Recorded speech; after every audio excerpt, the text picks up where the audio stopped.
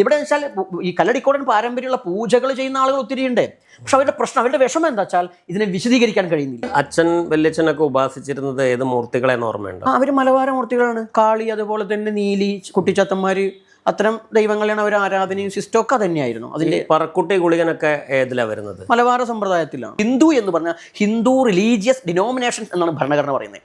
ഒരുപാട് മതങ്ങളുടെ കൂട്ടമാണ്. അതിലൊരു മതമാണ് നായരും ഈഴവനും പൊലയനൊക്കെ. അവർക്ക് ഒരു ആചാരം കൊണ്ട് വ്യത്യസ്തരാകുന്നത്. അമ്മൊരു കിനാവ് കാണാണ്. അവിടെ വരിക്കപ്ലാവിൻ്റെ കരിമ്പഴയിൽ കുളിച്ച് വരിക്കപ്ലാവ് ചാരിക്കിടക്കുമ്പോൾ ആങ്ങളെയും പെങ്ങളെയും കിടക്കുന്നിടത്ത് പെങ്ങളി കരിനീലി അമ്മ ഒരു കിനാവ് കാണുകയാണ്. സുന്ദരനായ എന്ന് പറഞ്ഞ ആൾക്കാർ സൗന്ദര്യം എന്താണ്, ഈ നിറം വെളുപ്പാന്നുള്ളത് അങ്ങനെയല്ല. അപ്പോൾ എല്ലാം തികഞ്ഞ ഒരു പൗരുഷം തെളിയാണ്. അത്ര കണ്ട് സ്വപ്നം കഴിഞ്ഞിട്ടും ഉണർന്നിട്ടും ഇത് മനസ്സിന്ന് പോകുന്നില്ല. അപ്പോൾ ഇത് എവിടെയാണ്? ഇതങ്ങ് കൂളിക്കുന്നിലാണ്. ITIൻ്റെ സിവിൽ കഴിഞ്ഞ സമയത്ത് പ്ലാന് വരയ്ക്കുന്നിടത്തും അത് ആശാരി അല്ലാത്തതുകൊണ്ട് ഇയാൾ വേണ്ട, ഇയാൾ ഇന്നാളുടെ മകനല്ലേ, അതുകൊണ്ട് വേണ്ട. അപ്പോൾ അത് പഞ്ചമകാരം അനുസരിച്ചുള്ള പൂജ ഭുവനേശ്വരിക്ക് ആണോ? അതെ, മധ്യമ വെച്ചാൽ മധ്യമ ആരാധന എന്ന് പറഞ്ഞാൽ മോശം എന്നുള്ളതല്ല, വീരാരാധനയാണ്. മധ്യമം എന്ന് പറഞ്ഞാൽ വീരാരാധന. ചില ആൾക്കാർ അധമെന്നൊക്കെ എഴുതാനൊന്നുമില്ല, മധ്യമ മിഡിൽ വീരാരാധന. അപ്പോൾ ആലുവ തന്ത്രപീഠത്തിൽ കോൺടാക്ട് ചെയ്യുന്ന സമയത്ത് ഈ അവിടുന്ന് കിട്ടിയ മറുപടി, എനിക്ക് ആ ലെറ്റർ എനിക്ക് ചെതൽ പിടിച്ച് പോയോണ്ട്, അല്ലെങ്കിൽ ഞാൻ എന്നും കാണിക്കുക കിട്ടിയ മറുപടി. ഒരു മൊറോ അരിവാളൊക്കെയാണ് ഞങ്ങളുടെ കയ്യിൽ, ഞങ്ങൾ ആരാധിക്കുന്നത്. അവിടെയൊക്കെ മൊറോ അരിവാളൊക്കെ ഇരിക്കുന്നത്. ഇതാണ് ഇപ്പോൾ കമ്മ്യൂണിസ്റ്റുകാരൻ്റെ അരിവാളിന് ഉണ്ടാകുന്നതിന് മുമ്പ് ഇവിടെ അരിവാളുള്ളത് ഇവിടുത്തെ. അതേപോലെ തന്നെയാണ് മറ്റൊരു മല ഇവിടെ ഉള്ളത്, മലീശൻ മലയാണ്. പിന്നെ മലീശനാണ്. അത് മല്ലീശൻ പോയിട്ട് ഇപ്പോൾ ശിവനായിട്ടുണ്ട്. ഇപ്പോൾ അത് മലബാർ ദേവസ്വം ബോർഡിൻ്റെ കയ്യിലുമായി. ആദിവാസിയുടെ ക്ഷേത്രം മലബാർ ദേവസ്വത്തിൻ്റെ കയ്യിലുമാണ്. ആദിമാർഗി ചണ്ടാള ബാബാജിയെ ഞാൻ ഈ അഭിമുഖത്തിലേക്ക് ക്ഷണിക്കുന്നു. പല നാട് സഞ്ചരിച്ച് ഒരു സ്ഥിരപ്രതിഷ്ഠ എന്നുള്ള നിലയ്ക്ക് മണ്ണാർക്കാട് കല്ലടിക്കോടുള്ള കരിനീലിയുടെ ഐതിഹ്യമുള്ള സ്ഥലത്ത് എത്തിയിരിക്കുകയാണ്. ഇവിടെ ഒരു ആശ്രമം സ്ഥാപിച്ച് അതിന് പേരിട്ട്, ആ പേരിൻ്റെ പ്രത്യേകത പറഞ്ഞുകൊണ്ട് ഇവിടെ വന്ന് വരാനുള്ള കാരണം കൂടി ഒന്ന് പറഞ്ഞാൽ. ഓക്കെ. ഞാൻ ഓൾറെഡി വർഷങ്ങൾക്ക് മുമ്പേ ഇവിടെ വന്നിട്ടുണ്ട്, മലയുടെ മുകളിൽ ഇരുന്നിട്ടുണ്ട്, ഒക്കെ ചെയ്തിട്ടുണ്ട്. പിന്നെ എന്താ വെച്ചാൽ എൻ്റെ ഒരു സ്വപ്നമാണ് ഇവിടെ വെച്ചാൽ ഇത് എന്നെ കേരളത്തിൽ അറിയപ്പെടുന്നു. ആളുകൾ എന്ത് പറയല, എന്നെ കേരളത്തിൽ അറിയപ്പെടുന്നത് വെച്ചാൽ ഈ മലബാർ ആദിമാർഗി ചണ്ടാള ബാബ മലവാരി മുത്തനാണ് ആശ്രമം മഠാധിപതിയുടെ പേര് ഇവിടെ വരുന്നതിന് മുമ്പ് തന്നെ. പിന്നാണ് ആദിമാർഗിയൊക്കെ പോകണ്ട, കല്ലടിക്കോട് പാരമ്പര്യം തന്നെ. ഇവിടെ എത്ര ആളുണ്ടെങ്കിലും എന്നിലൂടെയാണ് കുറെ ആളുകൾ. ഇതൊരു കാലത്ത് നിലവിൽ ഈ കരിനീലി ഉപാസകരായിട്ടുള്ള ആളുകൾ കുറെ ഉണ്ടല്ലോ. അപ്പോൾ അങ്ങ് അതിന്റെ ശ്രീമൂലസ്ഥാനം എന്നുള്ള നിലയ്ക്കാണ് അങ്ങയുടെ ഈ ഇപ്പൊ പുതിയ വിദ്യാപീഠം വരുന്നത്. അതിനെക്കുറിച്ചാണ് ഞാൻ ചോദിച്ചത്. ഓക്കെ, അല്ല അതുകൊണ്ട് തന്നെ പറയുന്നത്, അത് നമ്മൾ വരുന്നതല്ല, കല്ലടിക്കോട് മലബാരമാണ് ശ്രീമൂലസ്ഥാനം എന്നുള്ളതാണ് അതിൻ്റെ അർത്ഥം. അവിടെ നമ്മളിരിക്കുന്നത് വെച്ചാൽ ഇപ്പോൾ കേരളത്തിൽ ഈ സമ്പ്രദായത്തെ എല്ലാവരും, ഞാൻ ഇത് പറയുന്നത് വരെ ഞാൻ മനസ്സിലാക്കിയത് ഒരു കൂടോത്രവും ഒരു അധമ പരിപാടിയായിട്ടാണ് മനസ്സിലാക്കിയത്. എന്നാൽ മുഖ്യധാരയിലേക്ക് വന്നിട്ട് വൈദിക ഗായത്രിയെ വെച്ചുകൊണ്ട് തന്നെ വേദം ഇത്ര വിശുദ്ധമാണെങ്കിൽ നിങ്ങൾ ഗായത്രിയെ പറയുന്നു. ഗായത്രിയുടെ ഒറ്റ പേരാണ് നിള. ആ നിള നീലിയിൽ നിന്നുണ്ടായതാണ്. ആ നീലിയാണ് ഇവിടെ ഒഴുകുന്ന നദി. ഭാരതപ്പുഴ എന്ന് നിങ്ങൾ വിളിക്കുന്നത് ഗായത്രി നദി. ഭാരതപ്പുഴയ്ക്ക് മുമ്പേ നിളയുണ്ട്. നീലിയാണ് താര. നീല സരസ്വതി താര തിരിച്ചിട്ടാൽ താരാംബ എന്ന് തിരിച്ചിട്ടാൽ ഭാരതാംബ എന്ന് വായിക്കാൻ നിങ്ങൾക്ക് പറ്റും. അപ്പോൾ ഈ പേരുകൾക്ക് പോലും സ്ഥാനം അതാണ്. ഇനി അതുപോലെ തന്നെയാണ് രാമനെ പറയുന്നത് രാമച്ച താര എന്നാണ്. അയോധ്യയിലെ രാമനൊക്കെ ഉണ്ടല്ലോ, രാമശ്ച താര എന്നാണ് തന്ത്രപ്രമാണം. അപ്പോൾ രാമൻ താരയാകുന്നു. നീല നിറത്തിൽ രാമനെ വരയ്ക്കുന്നത് വെറുതെ ഒന്നുമല്ല, അതൊരു രാഷ്ട്രീയം എന്തോ ആവട്ടെ. അതിൻ്റെ ആത്മീയ വശം എന്ന് പറഞ്ഞാൽ ഈ നീല സരസ്വതിയുമായി താരയുമായി നീലിയുമായി ബന്ധപ്പെട്ടത്. അപ്പോൾ അങ്ങനെയുള്ളൊരു പാരമ്പര്യം വന്ന് ഞാൻ പിറവി കൊണ്ട് തന്നെയാണ്.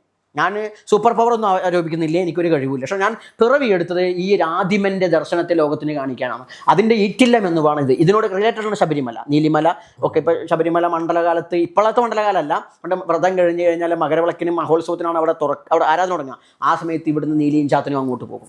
അതുവരെ ഇവിടെ തന്നെയാണ്, അവിടെയല്ല തന്ത്രി കണ്ടരോ ആയിരുന്നല്ലോ, അവിടെയല്ല, ഈ മലയുടെ മുകളിലാണ്. ഈ നീലിമല, ഈ കൂനമലയിലൊക്കെ തന്നെയാണ് ഈ ചാത്തമല. അപ്പോൾ അവിടെയാണ് ഈ മല എന്ന് പറഞ്ഞാൽ. ഈ കല്ലടിക്കോട് കരിനീലി മല ഒരു പ്രത്യേക വിഭാഗം ആളുകൾക്ക് അപ്പുറത്തേക്ക് ഒരു വലിയ പ്രസിദ്ധിയിലേക്ക് വളരാൻ ഒരുങ്ങുന്നു എന്നാണ് നമ്മൾ മനസ്സിലാക്കേണ്ടത്. ഒരു കാലത്ത് അത് പറഞ്ഞു, ഒരു കാലത്ത് ഇത് ലോകം മുഴുവൻ വ്യാപിച്ചു കിടന്നൊരു ഇറ്റില്ലമാണ്. അവിടെ നിന്നാണ് ഈ ബുദ്ധമതത്തിൻ്റെ വെജിറ്റേറിയൻ സിസ്റ്റമൊക്കെ ഉണ്ടാക്കുന്നത്. അത് പിന്നീട് പോയി ഇതിങ്ങനെ അതപ്പതിച്ചു പോയി. കാരണം വെച്ചാൽ ഇതിൻ്റെ പ്രത്യേകത ശങ്കരൻ്റെ കാലഘട്ടത്തിലായാലും ശരി, ബുദ്ധൻ്റെ കാലശേഷമായാലും ശരി, ഓരോ ദർശനങ്ങൾ ഉണ്ടാകുമ്പോൾ ആ ദർശനം കാലങ്ങൾ കഴിയുമ്പോൾ അത് മലീമസമാകും.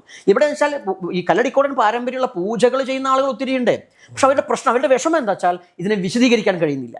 അവിടെയാണ് സിദ്ധാന്തം, ഫിലോസഫി ഇല്ലാത്ത, സൂഫിസത്തിൻ്റെ ഭാഷയിൽ പറഞ്ഞാൽ ശരീഅത്തും ത്വരീഖത്തും എല്ലാവർക്കും അറിയാം, ഹക്കീക്കത്തും മൗരിഫത്തും ആർക്കും അറിയില്ല, അല്ലെങ്കിൽ എല്ലാവർക്കും അറിയില്ല. 4 കാല് വേണം ധർമ്മത്തിന്. ഭാഗവതം പറയുന്ന പോലെ 3 കാലുള്ള കാളയെ കൊണ്ട് ഇവിടെ ഒന്നും ചെയ്യാൻ കഴിയില്ല എന്ന് പറഞ്ഞ പോലെ ഒരു ധർമ്മത്തിന് 4 കാലുണ്ട്. ആ 4 കാല് ക്രിയാചര്യ ജ്ഞാനം യോഗം എന്ന് തന്ത്രം പറയും. പിന്നെ ബ്രാഹ്മണങ്ങൾ, സംഹിതകൾ, ആരണ്യകൾ, ക്രിയാചര്യ ജ്ഞാനം യോഗം. ഇതന്നെ ബ്രാഹ്മണം, സംഹിത, ആരണ്യ, ഉപനിഷത്ത് എന്ന് വേദക്കാർ പറയും. മറ്റതാണ് ഞാൻ സൂഫിസത്തിൻ്റെ 4 കാല് പറഞ്ഞു കഴിഞ്ഞു. അപ്പോൾ ഇവിടെ എന്താ വെച്ചാൽ ഇവിടെ ക്രിയാഭാഗം മാത്രം ഉണ്ടായിരുന്നു. പൂജ ചെയ്യും, ദൈവേന്ന് വിളിക്കും, അത് ഭക്തിയാണ്. കേവല ഭക്തി കൊണ്ട് എന്താ വെച്ചാൽ ഭക്തനാവാനേ പറ്റുള്ളൂ. ഇത് മാറുന്ന ലോകമാണ്. ഇവിടെ ഫിലോസഫി ഉണ്ട്, ഈ നാടിൻ്റെ ഫിലോസഫി ഉണ്ട്, നീലിക്കൊരു ഫിലോസഫി ഉണ്ട്, അതുപോലെ ചാത്തനുണ്ട്. ഇവിടെ അതൊക്കെ പോയിട്ട് എന്ത് ചെയ്തു? ഇപ്പോൾ കാലങ്ങൾ കഴിഞ്ഞപ്പോൾ പുരാണങ്ങൾ പോലും ഇതിൻ്റെ പേരിൽ ഇറങ്ങുന്നു. അവിടെ ശിവനും വിഷ്ണു ശങ്കരനാരായണനും കടന്നു വരികയാണ്. അപ്പം ഞാൻ പറഞ്ഞത് തെറ്റാണ്. ഇങ്ങനെയല്ല ഈ കൾച്ചർ. എങ്ങനെ നിങ്ങൾ ഹിന്ദുവാണ്, പക്ഷേ ഇതിങ്ങനെയല്ല. ഇവിടെയുള്ളൊരു ചരിത്രം, ഈ നീലിയും പറഞ്ഞാൽ ഈ നീലി മലയിലുള്ളത് സാക്ഷാൽ ഉദി ഭഗവാന്റെ മക്കളാണ് നീലിയും മുക്കൻ ചാത്തനൊക്കെ, അല്ലെങ്കിൽ നീലിയും മലവായി ഭഗവാൻ, ഉദി ഭഗവാൻ. ഉദി പറഞ്ഞാൽ സല്ലയോ സവിതാവേ എന്നൊക്കെ മറ്റൊരു സൂര്യൻ എന്ന് വേണമെങ്കിൽ പറയാം. ഉദി ഭഗവാൻ, കതിരോൻ, കതിരോൻ കെട്ടും തയ്യാറൊക്കെ ഉണ്ടല്ലോ. അപ്പോൾ ഉദി ഭഗവാന്റെ മക്കളാണ്. അതിവിടെ വന്ന് പിറന്നതിന് ശേഷം പിന്നീട് ഇതേപോലെ തന്നെയാണ് മറ്റൊരു മല ഇവിടെ ഉള്ളത്. മലീശൻ മലയാണ്. പിന്നെ മലീശനാണ്. അത് മല്ലീശൻ പോയിട്ട് ഇപ്പം ശിവനായിട്ടുണ്ട്. ഇപ്പം അത് മലബാർ ദേവസ്വങ്ങളുടെ കയ്യിലുമായി. ആദിവാസിയുടെ ക്ഷേത്രം മലബാർ ദേവസ്വങ്ങളുടെ കയ്യിലുമാണ്. ശരിക്കും കരിനീലി അമ്മ എന്ന് പറയുന്നത് ഒരു കർഷക സ്ത്രീയുടെ എല്ലാ എന്താ പറയുക ഭാവങ്ങളോടും കൂടിയിട്ടുള്ള ഒരു പ്രതിഷ്ഠയാണെന്നാണ് ഞാൻ മനസ്സിലാക്കിയത്. ഇവിടെ സത്യത്തിൽ വിഗ്രഹമില്ല, അല്ല കാർഷിക പാരമ്പര്യത്തിലാണ് അവർ സങ്കല്പിക്കുന്നത്. സാധാ നാടനായിട്ട് നിങ്ങളൊരു അരിവാളും പിടിച്ചിരിക്കുന്ന ഒരു മൊറോ അരിവാളൊക്കെയാണ് ഞങ്ങളെ കയ്യിൽ ഞങ്ങൾ ആരാധിക്കുന്നത്. അപ്പോൾ അവിടെയൊക്കെ മൊറോ അരിവാളൊക്കെ ഇരിക്കുന്നത്. ഇതാണ് ഇപ്പോൾ കമ്മ്യൂണിസ്റ്റുകാരൻ്റെ അരിവാളിന് ഉണ്ടാകുന്നതിന് മുമ്പ് ഇവിടെ അരിവാളുള്ളത് ഇവിടുത്തെയാ. അപ്പോൾ അങ്ങനെ അരിവാളൊക്കെ പിടിച്ചു നിൽക്കുന്ന ഒരു സാധാരണ ഒരു വ്യക്തിയായിട്ടാണ്, ഒരു നാടൻ തനിമയിലുള്ള ഒരു കറുത്ത സ്ത്രീ. ഈ പള്ളിവാളം എന്ന് പറയുന്ന അരിവാളം എന്ന് പറഞ്ഞാൽ ഒരുപോലെയുള്ള അല്ല, പള്ളിവാളം എന്ന് പറഞ്ഞാൽ നീണ്ടു പോയിട്ട് അവസാനം ഇങ്ങനെ പറഞ്ഞിട്ടാണ്. അരിവാൾ നമ്മൾ പുല്ലരിയുന്ന പോലെയാണ്. അപ്പോൾ വട്ടരിവാൾ എന്ന് പറയും. അപ്പോൾ ഇങ്ങനെ ഈ അമ്മ വന്ന് പിറന്നപ്പോൾ അമ്മയും ആങ്ങളെയും കൂടി കഴിയുന്ന സമയത്ത്, പ്രായമൊക്കെ ആവുന്ന സമയത്ത് അമ്മ ഒരു ശരി കിനാവ് കാണാണ്. നമ്മുടെ വരിക്കപ്ലാവിൻ്റെ കരിമ്പഴയിൽ കുളിച്ച് വരിക്കപ്ലാവ് ചാരി കിടക്കുമ്പോൾ ആങ്ങളെയും പെങ്ങളെയും കിടക്കുന്നിടത്ത് കരിനീലി അമ്മ ഒരു കിനാവ് കാണുന്നുണ്ട്. സുന്ദരനായ എന്ന് പറഞ്ഞ ആൾക്കാർ സൗന്ദര്യം എന്താണ്, ഈ നിറം വെളുപ്പ എന്നുള്ളത് അങ്ങനെയല്ല.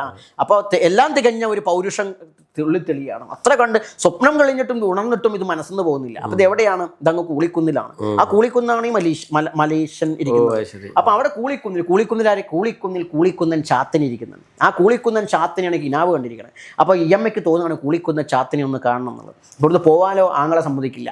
അപ്പം എന്നാൽ പോലും അറിയാണ്ട് ഞാൻ ഇപ്പോൾ പുറത്തേക്ക് മൂക്കാൻ ചാത്തൻ. അപ്പോൾ ഇങ്ങനെ കൂളിക്കുന്നിലേക്ക് പോവുകയാണ് അറിയാണ്ട്. പോയിട്ട് വേഗം വരാച്ചിട്ട് പോയതാ. ഇവിടെ അട്ടപ്പാടിക്ക് വലിയ ദൂരമൊന്നുമില്ല.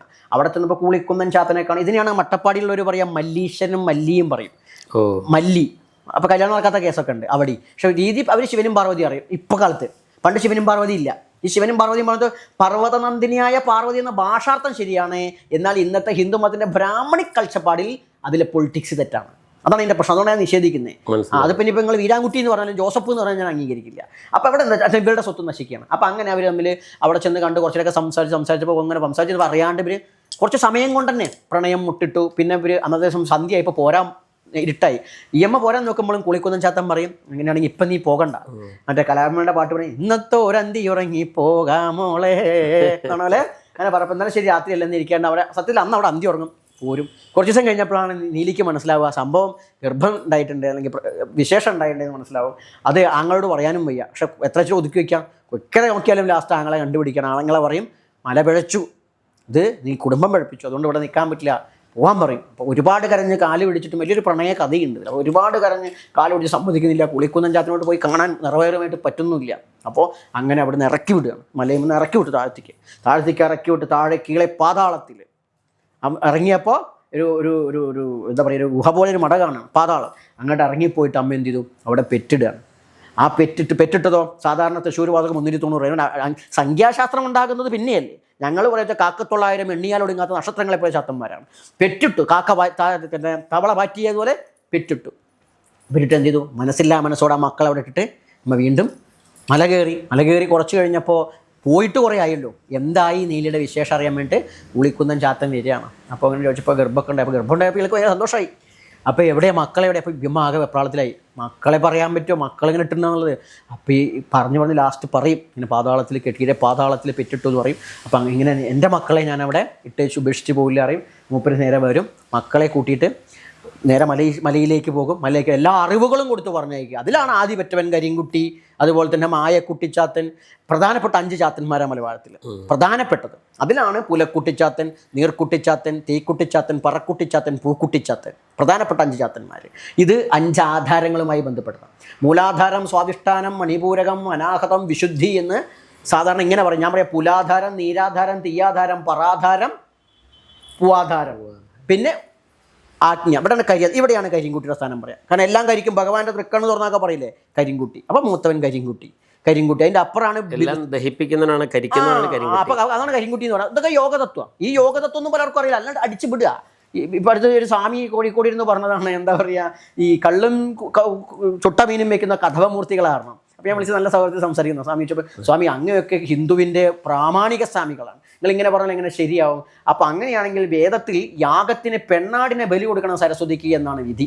ഞാൻ പറഞ്ഞതല്ല. ഏർക്കര രാമൻ നമ്പൂതിരിപ്പാട് 70 കാലഘട്ടം വരെ ഇവിടെ കൃത്യമായി യാഗം നടത്തിയിട്ടുള്ള പാരമ്പര്യമുള്ള പരമ്പരപ്പെട്ട നമ്പൂതിരി പരമ്പരപ്പെട്ട ആളാണ്. അദ്ദേഹം ഒരുപാട് ഗ്രന്ഥങ്ങളുടെ കേന്ദ്ര സർക്കാരൊക്കെ അനുഭവിച്ചിട്ടുള്ള ആ കാലഘട്ടത്തിൽ പ്രഗത്ഭനായ ആൾ പച്ചമലത്തിൽ എഴുതി വെച്ചിട്ടുണ്ട്. അപ്പോൾ സ്വാമി അങ്ങനെയാണ് ആടും കോഴിയൊക്കെ തിന്നുകയാണെങ്കിൽ സരസ്വതി അധമമൂർത്തി ആവണ്ടേ? അതെന്താ സരസ്വതി? അപ്പോൾ നിങ്ങൾ ഇങ്ങനെ നോക്കിയിട്ടാണോ? അപ്പോൾ അല്ലാതെ അങ്ങനെയല്ല. അങ്ങനെ ഭഗവത്ഗീത കൊണ്ടോ പറഞ്ഞു. അങ്ങനെ ഭഗവത്ഗീതയിലും ഇങ്ങനെ പ്രമാണമില്ല. സ്നിഗ്ധ എന്നൊക്കെയാണ് സാത്വിക ഭക്ഷണത്തിൽ പറഞ്ഞിരിക്കുന്നത്. മാംസാഹാരത്തെക്കുറിച്ച് എവിടെയും പറഞ്ഞിട്ടൊന്നുമില്ല. ഇത് യോഗപക്ഷങ്ങളിലാണ്. അതെന്താ വെച്ചാൽ അപ്പോൾ ഇതിൻ്റെ ഭാഗമായിട്ട് എന്താ വെച്ചാൽ ഇങ്ങനെ വന്നു. പിന്നെ അതിന് ശേഷം ചാത്തന്മാർ വന്നു. പിന്നീട് പഠനം കഴിഞ്ഞ് വന്നു. അമ്മയുടെ അടുത്ത് വന്നു. പിന്നീട് അമ്മേനെ ആളുകൾ ഉപാസിക്കാൻ വരുന്നുണ്ട്. അമ്മ അപ്പോൾ ആളുകൾക്ക് നിറഞ്ഞു കൊടുത്ത് എന്താ വെച്ചാൽ പണ്ട് തെക്കം ചേനൻ പറയേണ്ട കാര്യം പറയുമ്പോൾ വന്ന് പ്രാർത്ഥിക്കുന്ന നേരത്ത് വെച്ചാൽ എന്താ വേണ്ട ചോദിക്കുമ്പോൾ എനിക്കുള്ളതൊക്കെ ഈ വട്ടിയിൽ തന്നോളിന്ന അങ്ങനെ ഒരു മുറ എന്നൊക്കെ പറയും. നമ്മളൊക്കെ വട്ടി എന്ന് പറഞ്ഞാൽ വെറും കേവലം കൊട്ടയല്ല. അത് കൊടുത്താൽ ശരി, നിനക്ക് ഞാൻ അനുഗ്രഹിച്ചിരിക്കുന്നു, നിനക്ക് എന്താ വെച്ചാൽ നിന്നെ കാണാൻ വരുന്നൊരു ഈ വട്ടിക്കണക്കിന് നിനക്ക് കുരിയട്ടെ എന്ന് പറഞ്ഞിട്ട് അങ്ങനെ. അപ്പോൾ അതും പഠിത്തം കഴിഞ്ഞാൽ എങ്ങനെ വെച്ചാൽ സാധാരണ പഠിക്കാൻ വരുമ്പോൾ 7 വർഷത്തെ പഠനമാണ് മലബാരത്തിലുള്ളത്. പണ്ട് ഒക്കെ നിന്നിപ്പോൾ നമ്മൾ സ്റ്റാർട്ട് ചെയ്യുന്നത് അങ്ങനെയാണ്. അപ്പോൾ ഈ 7 വർഷം തന്നെ അറിയാലോ, ഈ 5 കഴിഞ്ഞ് 6 കഴിഞ്ഞ് 7 എന്നുള്ള തലമുണ്ട്. കാരണം ഇതിൽ നാടൻ ചൊല്ലുണ്ട്, ഗുരുവിലേറ്റം ഗുരു ഏതേത് ഗുരുവാണ് ഗുരുവേ. ആദ്യം ഏത് ഗുരു? അപ്പം പറയും ചൊല്ലിത്തന്നൂരായി നല്ല ഗുരുവാണ് ഗുരുവേ. ആദ്യം പഠിപ്പിച്ച എന്ത് പഠിപ്പിച്ചാലും ആദ്യം പഠിപ്പിച്ച ആളാണ് ആദ്യത്തെ ഗുരു. പിന്നെയോ 7 പരമ്പോളും ചൊല്ലി തന്ന ഒരു ഗുരുവാണ് ഗുരുവേ. ഗുരുവിലേറ്റം ഗുരു 7 പരമ്പോളും ചൊല്ലി തന്ന ഒരാളാണ്. 7 പരമ്പോളും ഇതാണ്. ആദ്യത്തെ ഗുരു ആരാ? ആദ്യത്തെ ഗുരു വലിയപ്പൻ ഗുരുവാണ്, ഇളയപ്പൻ ഗുരുവാണ്. പെറ്റമ്മ മാദേവി ഗുരുവാണ് ഗുരുവേ. ഇതിനെയൊക്കെ ജ്യോത്സ്യന്മാർ പ്രശ്നം വെച്ചിട്ട് പറയുന്നത് ഇതൊക്കെ പ്രേത സാന്നിധ്യം ഒഴിപ്പിക്കണം എന്ന് പറയും. ഓനതായിരിക്കാം, പക്ഷെ ഇവനെ സംബന്ധിച്ച് പെറ്റമ്മ ഗുരുവാണ്, തൻ്റെ അപ്പൻ ഗുരുവാണ് ഗുരുവേ, അച്ഛൻ ഗുരുവാണ്, ഇളയപ്പൻ ഗുരുവാണ് ഗുരുവേ, ഇളയച്ചൻ കുട്ടിയച്ഛൻ ഗുരുവാണ്, അമ്മാവൻ ഗുരുവാണ്. പിന്നെ എന്താണ് എൻ്റെ ഏട്ടൻ ഗുരുവാണ് ഗുരുവേ, ഏട്ടനും ഗുരുവാണ്. ഇതിനൊക്കെ പ്രേതവേർപാട് നടത്തി സുദർശനം നടത്തി ഒഴിക്കാൻ പറ്റുമോ? അപ്പോൾ ഈ പാരമ്പര്യത്തോടെ വന്നിരുന്ന് അനുഗ്രഹിച്ച് ചാത്തന്മാരെ അനുഗ്രഹിക്കുന്നു. ഓരോ ആവശ്യത്തിനും പ്രത്യേകിച്ച് പറയാനുള്ളത് ഓരോ കർമ്മവുമായി. ഇപ്പോൾ ചക്കര കുട്ടിച്ചാത്തൻ ചക്കര ഉണ്ടാക്കുന്ന പരിപാടി ഉണ്ട്. അവർ ചക്കര കൂട്ടി അപ്പോൾ കർമ്മത്തെ ഉപാസിക്കുന്നത്. ഏഴാകാശിൻ്റെ അപ്പുറത്ത് ദൈവത്തെ അല്ല സത്യത്തിൽ. കരിങ്കുട്ടിച്ചാത്തൻ ഈ കലപ്പയും പൂത്തും കൃഷിയുമായി ബന്ധപ്പെട്ടതാണ്. അങ്ങനെ ഓരോന്നിനും പകിടക്കുട്ടിച്ചാത്തൻ, പകിടകളിയുണ്ട്. പകിടക്കുട്ടിച്ചാത്തൻ ഓരോ തൊഴിലുമായി തൊഴിലിനെ ഉപാസിക്കുന്ന പദ്ധതിയാണ്, കർമ്മത്തെയാണ് ഉപാസിക്കുന്നത്.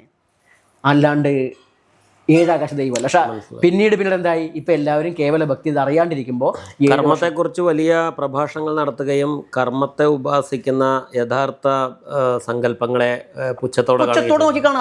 അത് അധ്വാനശീലം. അല്ലെങ്കിൽ ഇവിടുത്തെ വരണ്യത എങ്ങനെയാ? വരണ്യത എങ്ങനെ? അധ്വാനിക്കുന്നവൻ മോശക്കാരനും വെറുതെ ഉണ്ടിരുന്ന് ദൈവത്തെക്കുറിച്ച് മാത്രം സംസാരിക്കുന്നവൻ ഉത്കൃഷ്ടനുമാവുകയാണ്. ആദിമാർഗീയ ചണ്ടാള ബാബയുടെ മലബാരി സമ്പ്രദായത്തിൽ ആരാധനയ്ക്ക് ക്ഷേത്രം എന്ന സംവിധാനം ഉണ്ടോ, അതോ കാവുകളാണോ? ഞാൻ കൂടുതൽ കാവിനെയാണ് പ്രൊമോട്ട് ചെയ്തത്. ഇപ്പോൾ ഇവിടെ തന്നെയായാലും ശരി, ഇവിടെ എന്താ പറയുക, ചോലയും അതിന് ഗുഹയും അപ്രകൃതിത്വമായ ആരാധനയാണ്. ഇതിന് ആളുകൾ വരുന്ന സമയത്ത് അവിടെ ഇതിന് ഓപ്പൺ ആയിട്ട്. ഇപ്പം ഞാൻ എൻ്റെ ആശ്രമത്തിൽ ഇവിടെ എൻ്റേതായ രീതിക്ക് ഒരു സംഭവം എന്താ വെച്ചാൽ ഒരു വിഗ്രഹ പ്രതിഷ്ഠയും കാര്യങ്ങളൊക്കെ ഉണ്ടാവുമോ? അല്ല, അവിടെ വെച്ചാൽ വിഗ്രഹങ്ങൾ ശിലകൾ മാത്രമാണ്. മറ്റൊരു രീതിയിൽ വെച്ചാൽ ആളുകൾ കണ്ടുപോകുമ്പോൾ സർപ്പപ്രതിഷ്ഠ, പണ്ട് സർപ്പങ്ങളില്ല, കല്ല് വയ്ക്കുക, പാമ്പൂരിച്ചാത്തൻ അവിടുത്തെ പറയാം. ചിലരൊക്കെ ഇന്നെ മനക്കാരി മാത്രം സർപ്പത്തിൻ്റെ ആളുകൾ. അങ്ങനെയൊന്നും അല്ല. ഇപ്പോഴും അങ്ങനെയല്ല. ഈ സമ്പ്രദായത്തിലും ഇപ്പം ഞങ്ങളുടെ പൂർവ്വ അച്ഛനൊക്കെ ഏലംകുളത്തിൽ നായർ തറവാട്ടിൽ പരമ്പരാഗതമായിട്ട് കാവാരാധന, സർപ്പങ്ങളെ ആരാധിച്ചിരുന്ന അച്ഛൻ്റെ ഫാമിലിയാണ്. അപ്പോൾ അതൊക്കെ എല്ലായിടത്തും ഉള്ളത്. അപ്പോൾ ഇതൊക്കെ തെറ്റാ. പാതിരാക്കുന്ന്, മറ്റേ മണ്ണാറശാല, ഇത് അങ്ങനെയൊന്നും അല്ല, എല്ലാവർക്കും ഉണ്ട്. അപ്പോൾ അതിലെന്താ ചെയ്യുക? ഏലംകുളത്തെ നായർ തറവാട്ടിലോ? ആ കിഴക്കത്തെ നായർ തറവാട്ടുണ്ടായിരുന്നു. അവിടുത്തെ സർപ്പാരാധനയ്ക്ക് അധികാരം അച്ഛനൊക്കെയാണ്. മണപ്പുള്ളിക്കും മക്കൾക്കും, അല്ലെങ്കിൽ അവരുടെ പൂർവ്വ കുഞ്ഞമ്മനും മക്കൾക്കൊക്കെയാണ്. അതായത് ചെറുമ വിഭാഗം സർപ്പത്തെ അവർ പോയിട്ടാണ് അവിടെ. എന്ത് ചെയ്യും? ഇവർ ചെല്ലുമ്പോൾ ഇവർ സൗകര്യമുള്ള ദിവസം അവിടെ പറയും. അപ്പോൾ തറവാട്ടുകാർ അവിടെ ഒരുക്കി കൊടുക്കും. മനസ്സിലായി. അതിന് ശരിക്കും തന്ത്രി എന്ന് പറഞ്ഞാൽ അതാ. ഞാനിപ്പോൾ ചെയ്യുന്നത് വെച്ചാൽ നമ്മൾ തന്ത്രി, നമ്മളെന്തോ അച്ഛനൊന്നുമല്ല, തന്ത്രി അച്ഛനൊന്നുമല്ല, തന്ത്രി ഗുരുസ്ഥാനീയനാ. ആ ഗുരുസ്ഥാനീയൻ ചെല്ലുമ്പോൾ എന്ത് വേണം? ആ വീട്ടിലുള്ള ഒരുക്കി കൊടുക്കാണ്ട് അവർ തൊഴുതുക്കും. ഇവർ ചെയ്യുന്ന നായന്മാരുടെ ഈ അൺടച്ചബിലിറ്റി ഒക്കെ ഉണ്ടാവുമ്പോൾ പലതും ഇവിടെ വേറെ ഉണ്ട്. നമ്മൾ ഈ വേണ്ടാത്തത് മാത്രം കാണും. അപ്പൊ അവിടെയാണ് ഈ ഞാൻ ഇവിടെ ചെയ്യുന്നതെന്ന് വെച്ചാൽ ഞാൻ കുറെ കാലമായിട്ട് കൊണ്ടുനടക്കുന്ന ഒരു വിഗ്രഹമുണ്ട്. ഞാൻ കൈകൊണ്ട് കുഴച്ചുണ്ടാക്കി കണ്ടു കഴിഞ്ഞാൽ ശിവലിംഗം പോലെ രൂപമുണ്ട്. അതെങ്ങനെയാ വെച്ചാൽ ഞാൻ പറയാ വളരെ മോശപ്പെട്ടൊരു മണ്ണ് കുഴച്ചുണ്ടാക്കിയതാണ്. ആ മോശപ്പെട്ട മണ്ണ് കുഴച്ച് ശിവലിംഗം പോലെയൊക്കെ ഉണ്ടാക്കി വെച്ചപ്പോൾ ശിവലിംഗം മനസ്സിലാൻ വേണ്ടി പറയാൻ ജീവലിംഗം എന്ന് പറയാം. അപ്പൊ അതിനെ കണ്ടു കഴിഞ്ഞാൽ എന്താ എല്ലാവരും ശിവൻ എന്ന് പറഞ്ഞാൽ എല്ലാവരും എന്താ വെച്ചാൽ വേറെ ഹിന്ദുക്കളുടെ ദൈവത്തിലേക്ക് ഇരുന്നു. ഞാൻ ജീവശിവ എന്നാ, ജീവനാണ് ശിവം.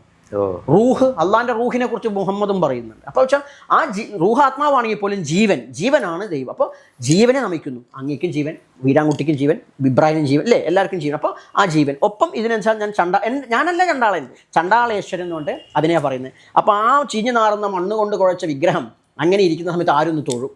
അതിൽ കൊടുക്കുന്ന സന്ദേശം ഏത് മോശപ്പെട്ടതാവട്ടെ വേണ്ടവണ്ണം സംസ്കരിച്ചെടുത്താൽ, വേണ്ടവണ്ണം മാറ്റിയെടുത്താൽ ആരാധ്യമായി മാറും. അങ്ങനെ നിങ്ങൾ ആരാധ്യരായി മാറുവിൻ. ആരെയും വിട്ടു നിർത്തണ്ട. ഇപ്പോൾ ഒരാൾ മോശക്കാരി അറിയാൻ പറയാൻ പറ്റില്ല. കഴിഞ്ഞ ജയന്തിക്കിടക്ക് ഒരു വ്യക്തിയെ വിളിച്ച സമയത്ത് വേണ്ട പ്രശ്നം ഉണ്ടായി. ആൾക്കാരൊക്കെ ആഘോഷിക്കാൻ പറയാം. ആരെയാണ് ഈ ലോകത്ത് മാറ്റി നിർത്തേണ്ടത്? മാറ്റി നിർത്താനായിട്ട് ആരും മാറ്റി നിർത്തിയാൽ മാറ്റി നിർത്താനുള്ളൂ. ചേർത്ത് നിർത്തൂ, മാറ്റി നിർത്തുക. അപ്പോൾ അതൊക്കെ കാണിക്കുക. അപ്പോൾ അതിന് വേണ്ടി തറ കിട്ടി. വിദ്യാപീഠത്തിൽ ഒരു ക്ഷേത്ര തറയുണ്ടാവും. അതിനകത്ത് അങ്ങ് പറഞ്ഞ അത്തരത്തിലുള്ള ചണ്ടാളേശ്വരനെ വെക്കും. അവിടെ എന്ന് വെച്ചാൽ ആർക്കും പുരോഹിതൻ ഉണ്ടെങ്കിൽ പൂജിക്കാം, അല്ലെങ്കിലോ ആർക്കും അവിടെ കയറി വന്നത് അഭിഷേകം നടത്താം, പൊട്ട് വയ്ക്കാം, പൂജയിടാം. അവൻ എന്തു തിന്നുന്നോ അവൻ കഴിക്കുന്ന അവിടെ വെക്കാം. എനിക്ക് വളരെ സന്തോഷമുണ്ട്. കാരണം നമ്മൾ രണ്ടുപേരും വാസ്തവത്തിൽ പെരിന്തൽമണ്ണ താലൂക്കിൽ ജനിച്ച ആൾക്കാരാണ്. അങ്ങ് സാക്ഷാൽ ഏലംകുളത്ത്, അതായത് ഏലംകുളം അറിയപ്പെടുന്ന EMSൻ്റെ പേരിലാണ്. ആ ഏലംകുളത്ത് ജനിച്ച് ഇന്ന് ഒരുപക്ഷെ തെക്കേ ഇന്ത്യയുടെ ആത്മീയ പ്രവർത്തന മേഖലയിൽ തൻ്റേതായൊരു സ്ഥാനം വെട്ടിപ്പിടിച്ച ഒരാളാണ് എന്നാണ് പറയുക. നേടുക എന്നതിനപ്പുറം വെട്ടിപ്പിടിച്ച ഒരാളാണ്. എൻ്റെ പ്രയോഗം ശരിയല്ലെങ്കിൽ തിരുത്തണം. എന്താണ് വാസ്തവത്തിൽ അങ്ങയുടെ ഒരു പശ്ചാത്തലം എന്താണ് എന്ന് എല്ലാവർക്കും കുറേശ്ശൊക്കെ അറിയാം. എങ്കിലും അങ്ങ് പഠിച്ചത് എന്ത്, വിദ്യാഭ്യാസം എന്തായിരുന്നു ചെയ്തത്, ഏത് കാലഘട്ടത്തിലാണ് അങ്ങ് ഈ ആത്മീയ മേഖലയിലേക്ക് മാറിയത് എന്നൊന്ന് പറയാം. എന്നുവെച്ചാൽ നമ്മൾ അങ്ങയുടെ വന്നതിലും ഈ ചാനൽ നമ്മൾ ഇൻ്റർവ്യൂ ചെയ്യലും വലിയ സന്തോഷമുണ്ട്. കാരണം നമുക്ക് മറ്റുള്ളവരുമായിട്ട് സംവദിക്കാൻ ഈ കാലഘട്ടത്തിൽ ഏറ്റവും നല്ല മാധ്യമം ഇതാണ്. ഗിരിനിരകൾക്ക് മുകളിൽ നിന്ന് സംസാരിക്കുന്ന പ്രവാചകന്മാരും ഋഷീശ്വരന്മാരും ഉണ്ടായിരുന്നൊരു കാലമുണ്ട്. ഇന്ന് ആ കാലം കഴിഞ്ഞിരിക്കുന്നത് ഈ മാധ്യമങ്ങളാണ്. അപ്പോൾ സ്വാഭാവികമായിട്ടും അറിയാൻ താല്പര്യമുള്ള ഓരോരുത്തരും അറിയാതെ അഭിപ്രായം പറയുന്നവർക്കും അറിഞ്ഞ അഭിപ്രായം പറയാനുള്ളൊരു സാധ്യത ഉണ്ടാവട്ടെ. അപ്പോൾ അവിടെ നമ്മൾ ജനിച്ചത് പറഞ്ഞു കഴിഞ്ഞു മലപ്പുറം ജില്ലയിലെ ഏലംകുളത്ത് EMS നമ്പൂതിരിപ്പാടിൻ്റെ മനയ്ക്ക് തൊട്ട് തന്നെയാണ്. നമ്മൾ ഒരു ഇൻ്റർകാസ്റ്റ് ഫാമിലിയിൽ ഒരു എന്താ ചെറുമനും നായരുമായിട്ടുള്ള ഒരു കുടുംബത്തിലാണ് നമ്മൾ ജനിക്കുന്നത്. കൃത്യമായ ജാതി വ്യവസ്ഥ ഇപ്പോഴൊക്കെയാണ് കുറച്ചും കൂടി മാറിയിട്ടുള്ളത്. അന്നൊക്കെ നമ്മളൊക്കെ കൃത്യമായിട്ട് അനുഭവിച്ചിട്ടുണ്ട്. അറിവില്ലാത്ത ആളുകൾ എല്ലാ കാലത്തും ഉണ്ടല്ലോ, എല്ലാവരും അടച്ചു പറയുകയല്ല നമ്മൾ. അപ്പോൾ അങ്ങനെയുള്ള സമയത്ത് അറിയാനുള്ളൊരു ത്വര എന്താണ്. കുട്ടിക്കാലത്ത് അച്ഛനും നമ്മളെ തൊട്ടടുത്തുള്ള എംബ്രാതിരിമാരോട് വേദം പഠിപ്പിക്കുന്നതിനോട് സംസാരിച്ചിട്ടുണ്ട്. അപ്പോൾ അവർ കുട്ടിയെ വിട്ടുകൊടുക്കണം എന്ന് പറഞ്ഞു, ദേശാടനം പോലെ. അപ്പോൾ അതൊന്നും 10 ഉണ്ടെങ്കിലും വിട്ടുകൊടുക്കില്ലല്ലോ. അങ്ങനെ ഇരുന്നു. എനിക്ക് സ്കൂളിലൊക്കെ പോകുന്ന സമയത്തും തൊട്ടടുത്ത് അമ്മയുടെ ബന്ധുക്കളായാലും കാണിക്കുന്നുണ്ട്. എല്ലാവരും അച്ഛൻ്റെ അമ്മയുടെയൊക്കെ മാറി മാറി ഈ സമുദായപരമായിട്ട് കാര്യങ്ങളൊക്കെ കാണിക്കുമ്പോൾ അറിയാനുള്ള ത്വരയുണ്ടായിരുന്നു. പിന്നീട് ഈ മാറ്റി നിർത്തുന്ന കാരണം ദൈവീകമാണോ, അതാണ് ചിന്ത. ദൈവീകമാണെന്ന് അറിയില്ലല്ലോ. അതിൻ്റെ ഭാഗമായിട്ട് 8ാം ക്ലാസ്സിൽ പഠിക്കുന്ന സമയത്ത് ഒരു വട്ടം യഹൂദരുടെ സാക്ഷികൾ അവർ ഇടയ്ക്കിടയ്ക്ക് വരും. ബൈബിൾ ആദ്യമായിട്ട് ഞാൻ കാണുന്ന ആത്മീയ ഗ്രന്ഥം ബൈബിളാണ്, പഴയ നിയമം. അങ്ങനെ മാസങ്ങളിൽ അവർ പഠിപ്പിച്ച് അവർ പറഞ്ഞു, ഒരു വട്ടം അയ്യപ്പൻ്റെ ഫോട്ടോ അവിടെ നിന്ന് എടുത്ത് കളയാൻ പറഞ്ഞു. അയ്യോ അത് പറ്റില്ല, എനിക്കിപ്പോഴും ഈശ്വരൻ എന്താ കൺഫ്യൂഷൻ ഉണ്ടേ പറഞ്ഞു. അത് കഴിഞ്ഞ് കുറച്ച് കഴിഞ്ഞപ്പം മുജാഹിദുകാരുടേതായിരിക്കുന്ന അത് പറയുമ്പോൾ 8ാം ക്ലാസ്സിൽ പഠിക്കുമ്പോഴാണ്. 10ാം ക്ലാസ്സോട് വിട്ടാണ് ഖുറാൻ്റെ പരിഭാഷ കാണുന്നത്. അതുമായി ബന്ധപ്പെട്ട് പിന്നെ മുജാഹിദിൻ്റെ ആൾക്കാർ കുറച്ചൊക്കെ വീടുകൾ കയറിയിട്ട് കുറച്ച് കാര്യങ്ങൾ പറഞ്ഞിരുന്നു. അപ്പോൾ അങ്ങനെ അതിനെക്കുറിച്ച് മനസ്സിലാക്കി, ഖുറാനെ കുറിച്ച്. അപ്പോൾ എനിക്ക് സത്യത്തിൽ ഖുറാൻ വായിച്ചപ്പോൾ എനിക്ക് എൻ്റെ സത്യസന്ധമായ കാര്യമാണ്. മുഹമ്മദ് നബി പറഞ്ഞ ഒരുപാട് കാര്യങ്ങൾ എനിക്ക് ഓക്കെ കുഴപ്പമില്ല. പക്ഷേ വിഗ്രഹാരാധനയെ കണിശമായി വിമർശിക്കുന്നുണ്ട്, തെറ്റാ പറയുന്നുണ്ട്. അപ്പുറത്തും തന്നെ ബൈബിളിൽ ഇത് കണ്ടു, പക്ഷെ നമ്മളിതൊക്കെ കാണുന്നുണ്ട്. അപ്പോൾ ഇതെന്താണ് ഇങ്ങനെ ദൈവം ഇങ്ങനെ അങ്ങ് സംഭവമാവോ, കല്ലാവോ? പിന്നെ അവിടെ നിന്ന് വേർതിരിവൊന്നും ഇല്ല എന്നൊക്കെ പറയുന്നുണ്ട്. അപ്പോൾ എന്താ വെച്ചാൽ അന്വേഷണം, കല്ല് ദൈവമാവോ, ഈ കാണുന്നതൊക്കെ ദൈവമാണ്, പ്രാർത്ഥിച്ചാൽ നടക്കും. അപ്പോൾ സ്വാഭാവികമായിട്ട് അങ്ങനെ വന്ന സമയത്താണ് ഈ ഏകദേശം എനിക്ക് താല്പര്യം വന്നു തുടങ്ങി. അപ്പോൾ ഇത് പഠിക്കാൻ സാധ്യതയില്ല. നമ്മളുടെ ഈ പറഞ്ഞ ഹിന്ദു ധർമ്മം എന്ന് പറയുന്നതൊന്നും പഠിക്കാൻ ഒരു വിധത്തിലും പാകില്ല. വീട്ടിലാണെങ്കിൽ വെച്ചാരാധനയൊക്കെ ഉണ്ട് താനും. അച്ഛൻ കൃത്യമായിട്ട് അത് ഫോളോ ചെയ്യുന്ന ആളാണ്. അച്ഛനും വലിയച്ഛനൊക്കെ പുറത്ത് ക്രിയയ്ക്ക് പോകുന്നുണ്ട്. അവർക്ക് അവരുടേതായ രീതിയിൽ തന്ത്രവിശ്വാസങ്ങളൊക്കെ ഉണ്ട്. പക്ഷേ അങ്ങനെ കഴിഞ്ഞ് അച്ഛൻ വലിയച്ഛനൊക്കെ ഉപാസിച്ചിരുന്നത് ഏത് മൂർത്തികളെന്ന് ഓർമ്മയുണ്ട്? അവർ മലബാര മൂർത്തികളാണ്. കാളി, അതുപോലെ തന്നെ നീലി, കുട്ടിച്ചത്തന്മാർ, അത്തരം ദൈവങ്ങളെയാണ് അവർ ആരാധനയും സിസ്റ്റമൊക്കെ തന്നെയായിരുന്നു. അതിൻ്റെ പറക്കുട്ടി ഗുളികനൊക്കെ ഏതിലാണ് വരുന്നത്? മലബാര സമ്പ്രദായത്തിലാണ്. അതൊക്കെ മലബാര സമ്പ്രദായം. പിന്നീട് ഇപ്പോൾ ഗുളികനൊക്കെ പോയിട്ട് നമ്മൾ ശൈവം ശിവൻ എന്നൊക്കെ പറയും, അങ്ങനെയല്ല. അപ്പോൾ എന്തായാലും ഇങ്ങനെ പോയി ഏകദേശം പ്ലസ് ടു കഴിഞ്ഞ സമയത്ത്, അത് കഴിഞ്ഞ് ഞാൻ സിവിൽ കഴിഞ്ഞ സമയത്താണ് എനിക്ക് ആദ്യം ഉണ്ടാവുന്ന ഇൻസിഡൻറ്റ്. ഇത്രയും കാലം ജാതിയും ഇതൊക്കെ ഉണ്ടെങ്കിലും ITIൻ്റെ സിവിൽ കഴിഞ്ഞ സമയത്ത് പ്ലാൻ വരയ്ക്കുന്നിടത്തും അത് ആശാരി അല്ലാത്തതുകൊണ്ട് ഇയാൾ വേണ്ട, ഇയാൾ ഇന്നയാളുടെ മകനല്ലേ, അതുകൊണ്ട് വേണ്ട. അപ്പോൾ ഈ മോഡേൺ യുഗത്തിലും ഇങ്ങനെയൊക്കെ ഉണ്ടോ? ഞാൻ വരച്ചു കൊടുത്തൊരു പ്ലാൻ അടക്കം തിരുത്തുകയും തള്ളിക്കളയുകയൊക്കെ ചെയ്ത് വെച്ചിട്ടുണ്ട്. ഇത് കാരണം ഇത് മാത്രം. അപ്പോൾ എനിക്ക് എന്താ വെച്ചാൽ വാസ്തു പഠിക്കണം എന്താ മാർഗം? അപ്പോൾ എനിക്ക് തോന്നി അത് അങ്ങനെയാണെങ്കിൽ പേര് കേട്ട ഗുരുവിൽ നിന്ന് പഠിക്കണം. അങ്ങനെയാണ് കാണിപ്പ കൃഷ്ണ നമ്പൂതിരിപ്പാടിന് ദക്ഷിണ വെച്ചിട്ടാണ് പഠനം ആരംഭിച്ചത്.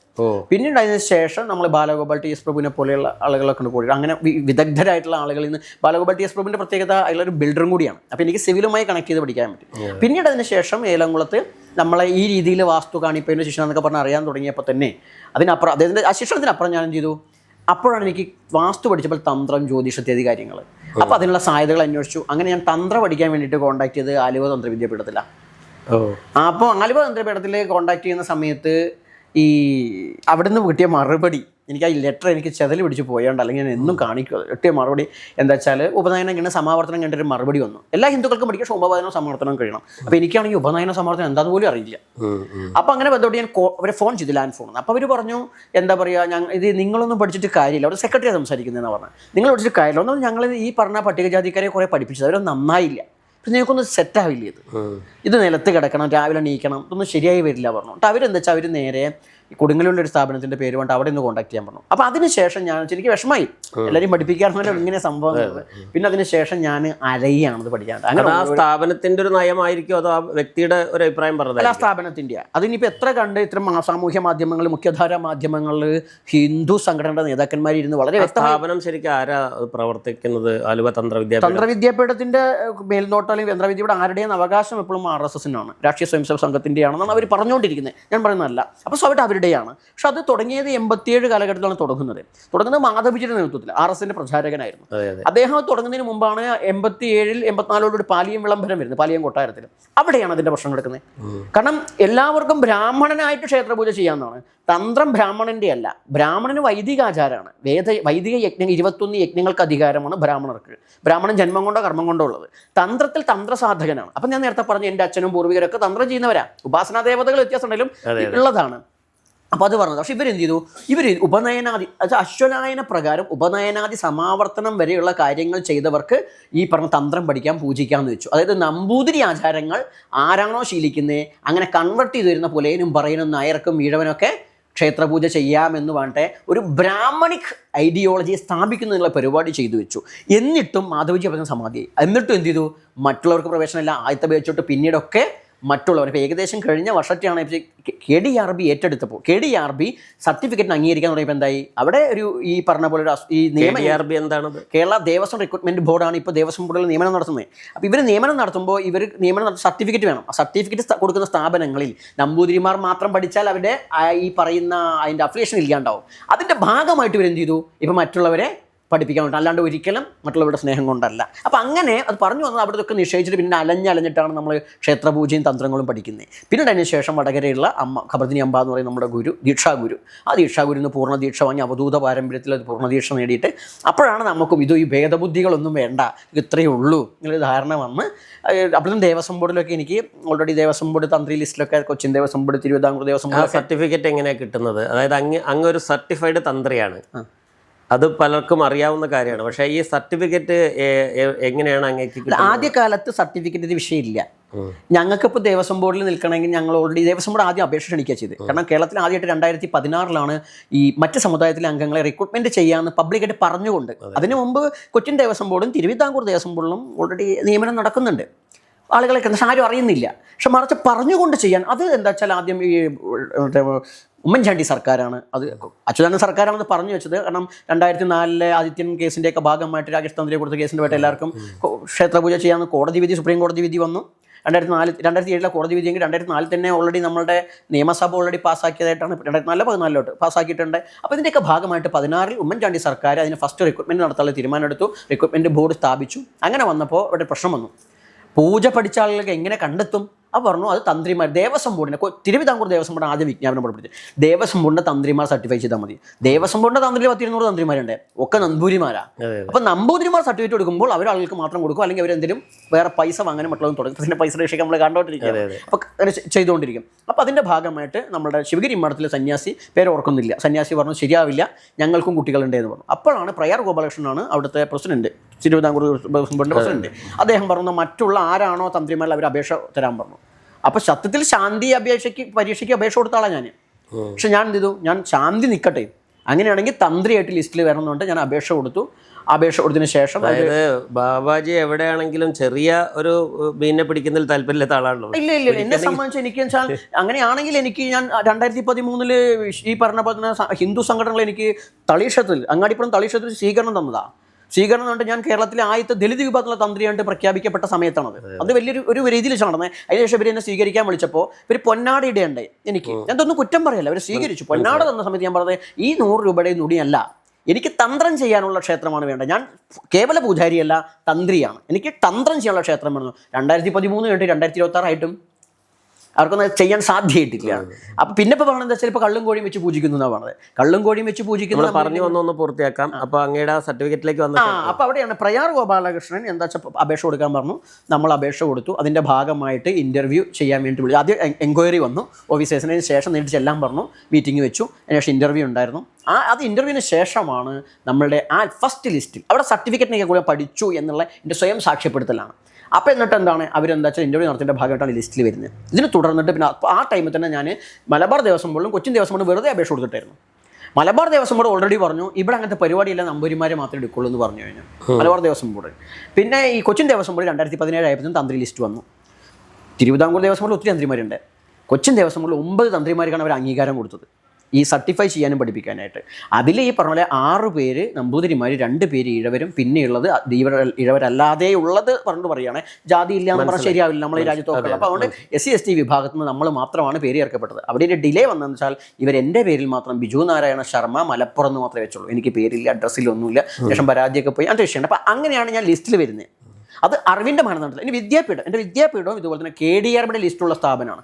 41 സ്ഥാപനത്തിനാണ് KDRB അംഗീകാരം കൊടുത്തിരിക്കുന്നത് ഈ വേദതന്ത്ര പഠനത്തിന് വേണ്ടിയിട്ട്. അതിൽ പട്ടികജാതി പട്ടികവർഗം നടത്തുന്ന ഒരു സ്ഥാപനം എന്ന് പറയാൻ വേണ്ടി അതങ്ങനെയല്ല. എൻ്റെ കൂടെ എല്ലാവരും ഉണ്ട്. പക്ഷെ എന്തെന്ന് പറയും, നമ്മൾ നേതൃത്വം കൊടുക്കുന്ന എന്ന് പറയുന്ന നേരത്ത് ഈ ശ്രീ പടുവൻമഠ തന്ത്രവിദ്യാപീഠത്തിനാണ് അംഗീകാരം. അതും ഫസ്റ്റ് അപേക്ഷ കൊടുത്തപ്പോൾ അപേക്ഷ സ്വീകരിച്ചതിന് ശേഷം ഈ അവരുടെ ബോർഡുണ്ട്, നമ്പൂതിരിമാരും പിന്നെ കുറച്ച് ഇഴവതന്ത്രിയുടെ രാജേഷൊക്കെ ഇരിക്കുന്നൊരു ബോർഡാണ്. അവരെന്ത് വെച്ചാൽ എൻ്റെ അപേക്ഷ തള്ളി. ഞാൻ പറഞ്ഞതിൻ്റെ ആചാര്യനായിരിക്കുന്ന ഞാൻ പരമ്പരാഗതമായിട്ട് മലബാര സമ്പ്രദായങ്ങളും ശാക്തകോള പാരമ്പര്യം പിൻപറ്റുന്ന നൂറ്റാണ്ടുകളോളം പഴക്കമുള്ള തന്ത്ര പാരമ്പര്യമുള്ളവനാണ്. നമ്പൂതിരി പാരമ്പര്യം എന്നല്ല പറഞ്ഞത്. ഇത് കണ്ടപ്പോൾ അവർ മാറ്റി വെച്ചു, ഇത് പറ്റില്ല എന്നുകൊണ്ട്. അപ്പം ഞാൻ പ്രശ്നം ഉണ്ടാക്കി. ന്യൂസ് 18 വാർത്തയാക്കി. ആ സമയത്ത് അന്നത്തെ എന്തൊരു മേനോനാണ് അതിൻ്റെ ചെയർമാൻ. അവർ പറഞ്ഞു നേരിട്ട് ഒന്നുകൂടി വരാൻ അപേക്ഷ കൊടുക്കാൻ കൊടുത്തു. ഇവർ ഇതുപോലെ തന്നെയാണ് ബാലമുരളി RSS തന്ത്രവിദ്യാപീഠത്തിൻ്റെ സെക്രട്ടറി ബാലമുരളി, പിന്നെ രാധാകൃഷ്ണൻ പോറ്റി തന്ത്രിമണ്ഡലത്തിൽ ഇവരൊക്കെ ഇരിക്കുന്നിടത്ത് വെച്ചിട്ട് സംസാരിച്ചു. കുറേ അങ്ങോട്ടും ഇങ്ങോട്ടൊക്കെ സംസാരിച്ചു. കാരണം ഇത് എന്തുകൊണ്ട് റിജക്ട് ചെയ്ത് എനിക്കറിയണമല്ലോ. ഇവരിങ്ങനെ പറഞ്ഞു, അങ്ങനെയാണെങ്കിൽ നിങ്ങൾ ഈ കള്ളും കോഴിയും വെക്കുന്നതാണെങ്കിൽ കേരളത്തിലെ ക്ഷേത്രത്തിൽ തന്ത്രം ചെയ്യുന്ന നമ്പൂതിരിമാർ ശ്രീവിദ്യാ പാരമ്പര്യത്തിൽ കൗളം ചെയ്യുന്ന ആളുകൾ എനിക്കറിയാം. അപ്പോൾ അവർ വെക്കുമ്പോൾ പാലും പഞ്ചാമൃതവും, ഞങ്ങൾ വെക്കുമ്പോൾ കള്ളും കോഴി, അതെങ്ങനെ ശരിയാകും? അപ്പോൾ നേരെ ബാലമുരളി വെച്ചാൽ എന്താ അങ്ങനെ പറഞ്ഞു. ഞാനൊരു ദീക്ഷിതനാണ്. ദീക്ഷിതനായ എനിക്കറിയാം എന്താണ് ദ്രവ്യം എന്നുള്ളത്. അപ്പോൾ എൻ്റെ ദീക്ഷ, ഞാൻ ഗുരുവിൻ്റെ പേര് പറഞ്ഞു, ദീക്ഷാനാമം വിവേകാനന്ദനാഥൻ എന്നാണ് പറഞ്ഞു. അപ്പോൾ നേരെ അപ്പുറത്താളോട് പറഞ്ഞാൽ ദീക്ഷിതനാണ്. അതോടെ സംസാരം തോന്നും. കാരണം അവർ കരുതിയെന്ന് വെച്ചാൽ സാധാരണ വരുന്നൊരു കോരൻ്റെ മകനാണ്, ഇത് അറിയുണ്ടാവില്ല എന്ന് കരുതി. അങ്ങനെ സാധാരണ നമ്പൂരിടത്തോട്ട് പൂജ പഠിച്ച ഒരാളെന്നുള്ള നിലയ്ക്കാണ് അവർ കാണുന്നത്. അതും ഒപ്പം പൂജ പഠിച്ചു. മറിച്ച് ഇയാൾ എന്താ വെച്ചാൽ ഞാൻ കോരൻ എന്ന പേര് ഉപയോഗിക്കുന്നത് എല്ലാവർക്കും കോരൻ എന്നുള്ള പേരൊക്കെ ഉണ്ടാവും, പക്ഷെ മറിച്ചൊരു സമൂഹത്തിൽ തന്നെയാണ്. അവിടുന്ന് വരുന്നവൻ എന്താ വെച്ചാൽ ഈ കള്ളും കോഴിയും ഒക്കെ അല്ലേ ചിന്തിച്ചു. മറിച്ച് വൈദിക വേദദ്രവ്യങ്ങൾ പോലും, യാഗത്തിന് പോലും ഇന്ന ദ്രവ്യങ്ങളാണെന്ന് കൃത്യമായി അറിയുന്ന, അതുപോലെ തന്നെ തന്ത്രത്തിൽ ഇന്ന ദ്രവ്യങ്ങളുണ്ടെന്നും സമ്പ്രദായ ഭേദമുണ്ടോ വ്യക്തമായിട്ട് പൂജാരിയാവാൻ പഠിച്ചതല്ല, ഞാൻ അറിയാൻ വേണ്ടി പഠിച്ചതാണ്. പിന്നെ ഇത് ചെയ്യുന്നത് എന്തിനാന്ന് വെച്ച് കഴിഞ്ഞാൽ ഇത് സാമൂഹിക നീതിയുടെ ഭാഗമാണ്. ആർട്ടിക്കിൾ 16, 17, 15 ഒക്കെ പറയുമ്പോൾ അങ്ങ് അവിടെ പ്രൂവ് ചെയ്തത് ബ്രാഹ്മണർ പിൻപറ്റുന്ന തന്ത്രശാസ്ത്രം പഠിച്ചു എന്നാണോ പ്രൂവ് ചെയ്തത്, അതോ മലബാര തന്ത്രം പഠിച്ചു എന്നാണോ പ്രൂവ് ചെയ്ത് കളിച്ചത്? അതായത് കേരളത്തിലെ ദേവസ്വം ബോർഡ് ക്ഷേത്രങ്ങളെ പറ്റിയ 99% ക്ഷേത്രങ്ങളും ബ്രാഹ്മണ ക്ഷേത്ര വിധാനത്തിലാണ് പോകുന്നത്, പൂജാവിധാനത്തിലാണ് പോകുന്നത്. ബ്രാഹ്മണരുടെ ഞാൻ പറഞ്ഞത് മനസ്സിലാക്കാനാണ്. പൂജ ബ്രാഹ്മണരുടെ അല്ല, അവർക്ക് വൈദിക യാഗമാണ്. പൂജ തന്ത്രത്തിൻ്റെയാണ്. വൈദിക മന്ത്രങ്ങൾ ചേന്നാസ് 15-ാം നൂറ്റാണ്ടിൽ കയറ്റി എഴുതി എന്നല്ലാണ്ട് തന്ത്രപൂജകളൊന്നും തന്നെ ബ്രാഹ്മണ പൂജയല്ല. അതെല്ലാം താന്ത്രിക പൂജയാണ്. വേദമന്ത്രങ്ങൾ ചേർത്തു എന്ന് മാത്രമേ. അഗ്നിർദേവോ ദ്വിജാന എന്നാണല്ലോ അല്ലേ? അത് അവർ അഗ്നിയിലാണ്. അഗ്നോതിഷ്ഠ വിപ്രാണം എന്നും പറയും. അതിനും പ്രമാണം. വിപ്രന്മാർക്ക് അഗ്നിയിൽ യാഗമാണ് പറഞ്ഞിരിക്കുന്നത്. വിഗ്രഹാരാധന. പ്രേക്ഷകർക്ക് പെട്ടെന്ന് അദ്ദേഹം പറയുന്നത് മനസ്സിലാവാൻ വേണ്ടി പറയുന്നതാണ്, ബ്രാഹ്മണർ വാസ്തവത്തിൽ വിഗ്രഹാരാധകരല്ല. നതസ്യ പ്രതിമാസ്തി എന്നാ വേദം പറയുന്നത്. അതെ, വിഗ്രഹാരാധന താന്ത്രിക, വിഗ്രഹാരാധന മ്ലേച്ഛാരാചാരമാണെന്നാണ് മൈനു പോലും പറയുന്നത്. മനു പറയുന്നത് പോലും അവർ അഗ്നിയാണ് ബ്രാഹ്മണന്റെ. പിന്നെ എങ്ങനെയായിരിക്കും ഇവർ ഈ പൂജാരിമാരായി മാറിയത്? കാലത്തിനനുസരിച്ച് ഈ വൈദികങ്ങൾക്ക് പ്രസക്തി കുറഞ്ഞു. ചരിത്രകാരന്മാരൊക്കെ പറഞ്ഞിട്ടുള്ളതാണ്. പ്രസക്തി കുറഞ്ഞു, അങ്ങനെ കടന്നു വരുന്നു. പിന്നീട് അവർക്ക് ഉണ്ടാക്കാൻ വേണ്ടിയിട്ടാണ് അവർ പിന്നീട് കേരളോൽപ്പത്തി ഉണ്ടാക്കുന്നു, പരശുരാമന്റെ കേരളം ഉണ്ടാക്കുന്നു, അധികാരം അവർ പറയുന്നു. അവർ ടെക്സ്റ്റഡ് ആക്കിയവരൊക്കെ ടെക്സ്റ്റ് അവർ പുസ്തകങ്ങളാക്കി മാറ്റി, പ്രമാണങ്ങൾ ഉണ്ടാക്കി വെച്ചു. ഇല്ലാതിരുന്ന പ്രമാണങ്ങളെ ഉണ്ടാക്കി വെച്ച് അതിനെ പറഞ്ഞ് അതാക്കും. ഇപ്പോഴും പറഞ്ഞുകൊണ്ടിരിക്കുകയാണ് ഇതൊക്കെ പരശുരാമന്റെ കേരളമൊക്കെ. അപ്പോൾ അവിടെയാണ് ഈ ഒരു വിഷയത്തിൽ ഇപ്പോൾ ഇപ്പോൾ നിലക്കുന്ന പറഞ്ഞു വരുന്ന ബ്രാഹ്മണ പൂജ തന്നെയാണ്. പക്ഷെ എന്താണ് ആ ബ്രാഹ്മണ പൂജ ചെയ്യാൻ എൻ്റെ അധികാരം? കാരണം ഈ സ്വതവേ താന്ത്രികനോ പൂജാരിക്കോ വേണ്ടത് അർച്ചകസ്യ പ്രഭാവേന ശിലാഭവതു ദേവാദേവി എന്ന്. അപ്പോൾ അർച്ചകന് പ്രഭാവം വേണം പൂജാരിക്ക്. ആ പ്രഭാവ പാരമ്പര്യം ഈ മലവാര കൗള പാരമ്പര്യമാണ് എൻ്റെ. ഇത് തന്ത്രത്തിൽ എൻ്റെ ഉപാസന പാരമ്പര്യം. അല്ലാണ്ട് ഞാൻ ചതുർവേദങ്ങളുമായി ബന്ധപ്പെട്ട ഷോഡശ സംസ്കാരങ്ങൾ ചെയ്തു വരുന്ന ഒരു പാരമ്പര്യം നമ്പൂതിരി ക്രമത്തിലേക്ക് കൺവെർട്ട് ചെയ്യപ്പെട്ട ആളല്ല. അങ്ങനെയുള്ള ഞാനും ഹിന്ദുവാണ്. അതായത് കണ്ഠരര് കുടുംബത്തിൽ ജനിച്ചാലോ ചേന്നാസ് കുടുംബത്തിൽ ജനിച്ചാലോ അണ്ടലാടി മനക്കിൽ ജനിച്ചാലോ മാത്രമല്ല തന്ത്രിയാവുക എന്ന് കേരളത്തെ ബോധ്യപ്പെടുത്തിയ ഒരു എന്താ പറയുക തന്ത്രിയാണ് അങ്ങ്. തീർച്ചയായും അത് എനിക്ക് വേണ്ടി മാത്രമല്ല കേട്ടോ. അതെന്താ വെച്ചാൽ ഇപ്പോൾ പ്രശ്നം എന്താ വെച്ചാൽ ഇവർ ഈ അലോ തന്ത്ര വീര്യപ്പെടുകളൊക്കെ ഉണ്ടാക്കി വെച്ചു. ഇവരൊക്കെ പറഞ്ഞ് ഞങ്ങളൊക്കെ ബ്രാഹ്മണരാക്കി, കുറേ പട്ടികജാതിക്കാർ കൊടുത്തിട്ട് നായന്മാരെ അമ്പലം കയറ്റി അറിയും. അതിവർ പറയരുത്, ആരും പറയരുത്. ഇവരൊക്കെ പരമ്പരാഗത തന്ത്രിമാരാണ്. അപ്പോൾ ഒരു കാര്യം ഞാൻ പറയാം. പറവൂർ ശ്രീധരൻ തന്ത്രി കേരളത്തിൽ പേര് കേട്ട ഒരു വ്യക്തിയാണ്. അദ്ദേഹത്തെക്കുറിച്ച് സൂര്യകാലടി മനയിലെ നമ്പൂതിരിപ്പാട് പരിചാരകനായി നിന്നുകൊണ്ട് ഞങ്ങൾ പറവൂർ ശ്രീധരൻ തന്ത്രിയെ പ്രധാന കർമ്മിയായിക്കൊണ്ട് ഹോമം നടത്തി എന്നിവിടെ പറയുന്ന ആളുകളുണ്ട്. എന്ത് അത്ഭുതം! ഞാൻ ചോദിക്കുന്നത് എന്ത് അത്ഭുതം! പറവൂർ ശ്രീധരൻ തന്ത്രി പറഞ്ഞാൽ ഈഴവൻ സമുദായത്തിൽ ജനിച്ച ആളാണ്. ഈഴവ സമുദായത്തിന് പണ്ടേ ദൈവം, ഇപ്പം നിങ്ങൾ കഴിഞ്ഞാൽ കാളി ഉണ്ടാവും, ഭുവനേശ്വരി ഉണ്ടാവും, തെക്കമ്പുറം വടാശ്ശേരി ഭാഗത്ത് മലപ്പുറം ഭാഗത്തൊക്കെ ഞാൻ അവിടെ ചെന്നാലും ഒരുപാട് ദൈവങ്ങൾ. ഇങ്ങനെ ദൈവങ്ങളെ പരമ്പരാഗതമായിട്ട് ആചരിച്ചു വരുന്ന സർപ്പാരാധന നടത്തുന്ന ഈ ശ്രീധരൻ തന്ത്രിനെ തന്ത്രിയാക്കാൻ അല്ലെങ്കിൽ ബ്രാഹ്മണനാക്കേണ്ട ആവശ്യമുണ്ടോ? അദ്ദേഹത്തിന് പണ്ടേ ഈ പരിപാടിയില്ലേ? പക്ഷെ എന്താണ് അപ്പോൾ ഈ സൂര്യകാലടി മനയ്ക്കോ അല്ലെങ്കിൽ ബ്രാഹ്മണർ എന്തോ ചെയ്തു കൊടുത്തു എന്നുള്ളതോ വരില്ല. ഞാൻ പുതിയതായിട്ട് അങ്ങ് പറഞ്ഞ സ്റ്റേറ്റുമായിട്ട് ബന്ധപ്പെടുത്തിയിട്ട് ഞാൻ ശ്രദ്ധിച്ചൊരു കാര്യം, ആദിവാസി വേദം പഠിച്ചാൽ കേമനാവുന്നു, അല്ലെങ്കിൽ ആദിവാസിയെ വേദം പഠിപ്പിച്ചു ഞങ്ങൾ എന്ന് പറഞ്ഞുകൊണ്ട് ചില വേദപ്രചാരകന്മാർ കേമത്തം ആയിട്ടത് പറയുന്നു. സ്ത്രീകളെ വേദം പഠിപ്പിക്കുന്നത് എന്തോ കേമത്തമായിട്ട് അവർ പറയുന്നു.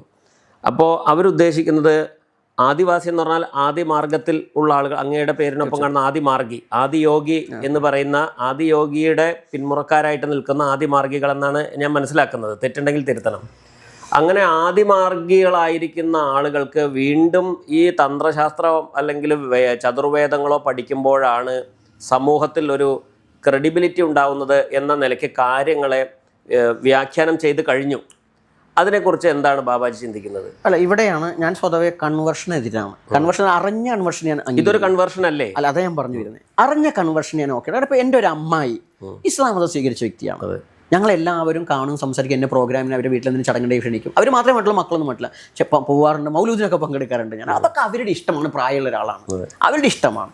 മറിച്ച് ഈ രീതിയിലൊരു നിനക്ക് ഇതായാലേ മറ്റതാവൂ എന്ന് പറഞ്ഞ പോലെ പട്ടിക വിഭാഗങ്ങളോ പിന്നോക്ക വിഭാഗങ്ങളോ എൻ്റെ നമ്പൂതിരിതര സമുദായങ്ങളൊക്കെ ഇന്നത് ചെയ്താലാണ് ഉത്കൃഷ്ടനാവാൻ വേണ്ടി ഇപ്പം അങ്ങ് പറഞ്ഞ സമൂഹത്തിലൊരു നിലയും വലിയും കിട്ടുള്ളൂ എന്ന് പറഞ്ഞാൽ ഇവനെ തെറ്റിദ്ധരിപ്പിക്കുന്നതും തെറ്റിദ്ധരിപ്പിച്ചുകൊണ്ടുള്ള മതപരിവർത്തനം. കാരണം ഹിന്ദു എന്ന് പറഞ്ഞാൽ ഹിന്ദു റിലീജിയസ് ഡിനോമിനേഷൻസ് എന്നാണ് ഭരണഘടന പറയുന്നത്. ഒരുപാട് മതങ്ങളുടെ കൂട്ടമാണ്. അതിലൊരു മതമാണ് നായരും ഈഴവനും പൊലയനൊക്കെ. അവർക്ക് ഒരു ആചാരം കൊണ്ട് വ്യത്യസ്തരാകുന്നത്.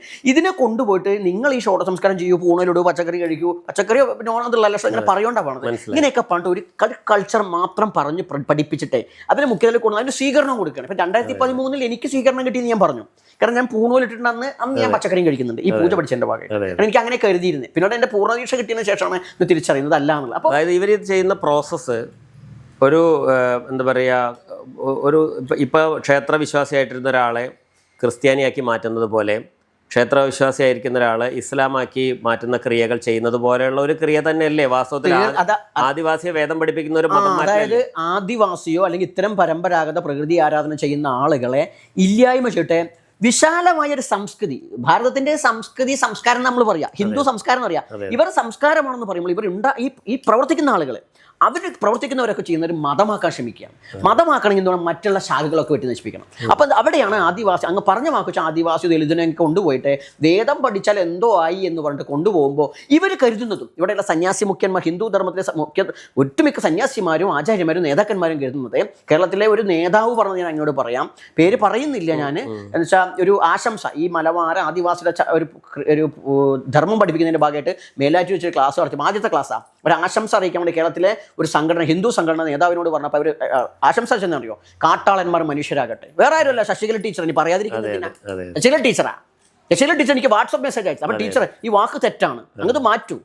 ടീച്ചർ മാറ്റിയില്ല. അപ്പോൾ ഇത് വേദം പഠിപ്പിക്കുന്ന ഒരു നമ്പൂതിരിക്ക് ഈ ആശംസ അറിയിക്കൂ, കാട്ടാളന്മാർ മനുഷ്യരാവട്ടെ എന്ന് പറയും. അപ്പോൾ അവർ കരുതുന്നത് എന്താണ്, ഈ മലബാര സമ്പ്രദായങ്ങളൊക്കെ കാട്ടാളൻ തന്നെ കാടിനാളി ഇത്തരം ഇതൊന്നും ആരും പറയാൻ പാടില്ല. കാരണം ഈ വേദത്തിന്റെ പാരമ്പര്യ ഋഷിപര്യന്മാരും കാടിനാളി വരാം. അപ്പോൾ എന്ത് ചെയ്യണം ഇവരെങ്ങനെ? അപ്പോൾ അവിടെയാണ് ഞാൻ പറയുന്നത്, ഇവര് അഗ്നിമേളെ പുരോഹിതം എന്നുകൊണ്ട് ഇവർ തുടങ്ങുന്നത്. ഈ അഗ്നിമേളെ പുരോഹിതം പറയുന്നതോട് വിചാരം അത് മാത്രമാണ്. അവിടെ തന്നെ വേദത്തിന് 6 അംഗം വെച്ച് പഠിക്കേണ്ട വേദം, 6 അംഗങ്ങളും സംസ്കൃതം ഉണ്ടാവുന്നതിന് മുമ്പേ ഇവിടെ മനുഷ്യനുണ്ട്, ദൈവിക ചിന്തയുണ്ടായിട്ടുണ്ടാവും. അത് കാട്ടിൽ നിന്നും നാട്ടിൽ നിന്നും തുടങ്ങിയിട്ടുണ്ടെങ്കിൽ, നാട് ഇന്നത്തെ അല്ല, അത് ആദിമ മനുഷ്യൻ്റെയാണ്. ആദിവാസി അല്ലെങ്കിൽ ആദിമധർമ്മത്തിൽ ഇവർ ഈ പറയുന്ന സാധനങ്ങളൊക്കെ ഉണ്ട്, ഇവർക്കറിയില്ല. ഇപ്പം എല്ലാ വിഷയത്തിലും ഒരു ഏകശിലാരൂപത്തിലേക്ക് കൊണ്ടുവരുന്നതിനുള്ള ശ്രമം നടക്കുന്നതിൻ്റെ ഏറ്റവും റൂട്ടഡ് ആയിട്ടുള്ള പ്രവർത്തനങ്ങളാണ് ഈ ആദിവാസിയെ വേദം പഠിപ്പിക്കുക എന്നൊക്കെ നമ്മൾ വായിച്ചെടുക്കാൻ കഴിയും. കാരണം അതുതന്നെയാണ് ഉദ്ദേശിക്കുന്നത്.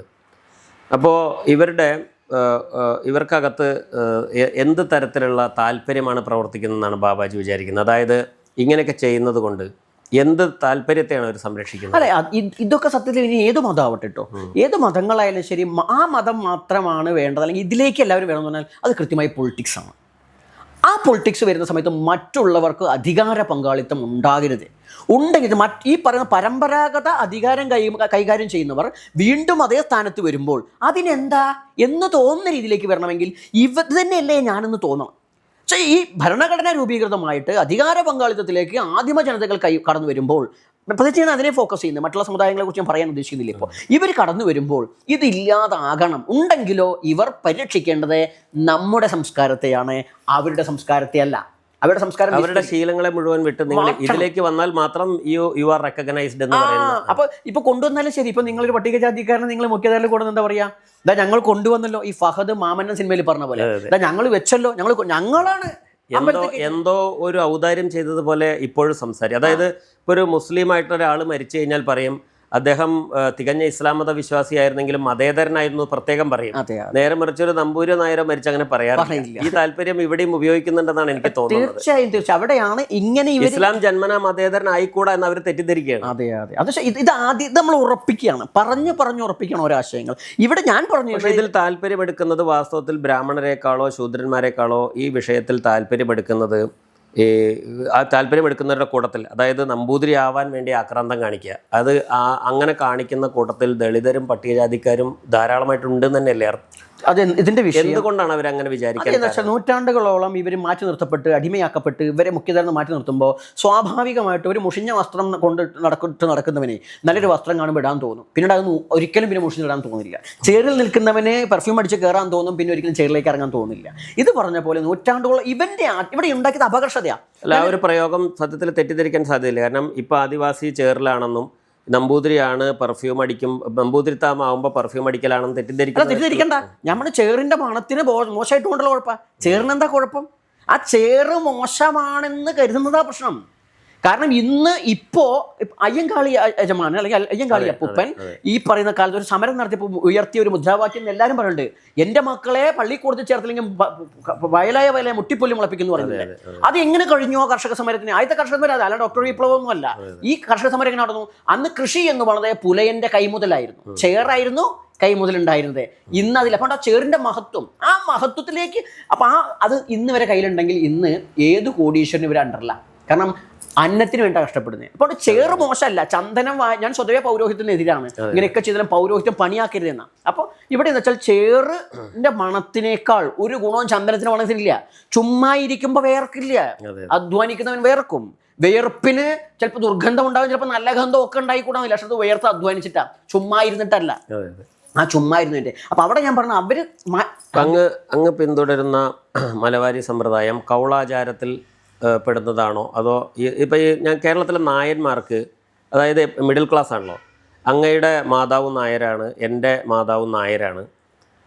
അപ്പോൾ ഇവരുടെ ഞാൻ ശ്രദ്ധിച്ചിട്ടുള്ളത്, ഇവർക്ക് ഭുവനേശ്വരി എന്നൊരു സങ്കല്പം ഉണ്ടായിരുന്നു. പക്ഷേ നായന്മാരിപ്പോൾ ആകെ കൺഫ്യൂസ്ഡ് ആണ്.